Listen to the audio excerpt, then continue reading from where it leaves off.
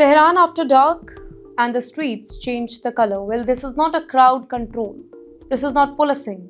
This is militarization. You're watching Times XP and here's what witnesses describe. Pickup trucks rolling, mounted guns. They were present. Masked men, they shout orders in Farsi. Gunfire cracks through the residential lane, not at dawn by the way, but in open field, inside neighborhoods, between the homes. Now, the allegation that is shaking the entire region, Iran's opposition group and Western media also report that the regime has brought in fighters from outside Iran. Names being whispered loudly: Hezbollah-linked unit, Iraqi Population Mobilization Force, in fact, foreign militia, veterans of regional war, armed allegedly with the Russian-made weapons. And the number being cited, up to 5,000 fighters. Pause here because, if that is true, then this marks a dangerous shift. That's right. From internal security to outsourced suppression, whole dynamics is going to change. But what do the videos show? Convoys moving at night, heavy machine guns firing into the air, masked faces, commands bugged, streets sealed. And then silence. Communications go dark, internet cut, phones jammed, information strangled. Human rights groups paint a grim picture here. Thousands are dead.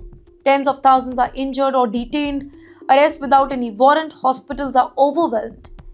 This is week 4, by the way, and the pressure is rising. And you know who is backing the crackdown? At the top, Ayatollah Ali Khamenei, and on the ground, the IRGC.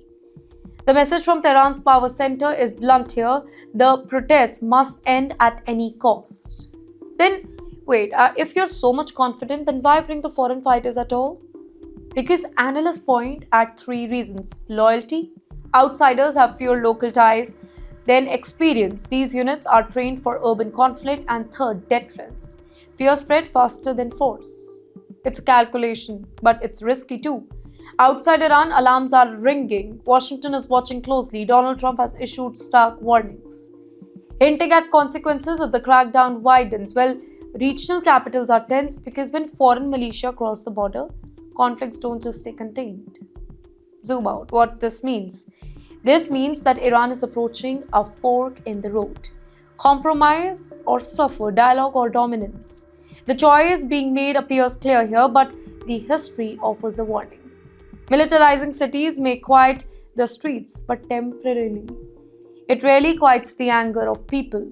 And when protest meets paramilitary forces, the breaking point, it moves closer.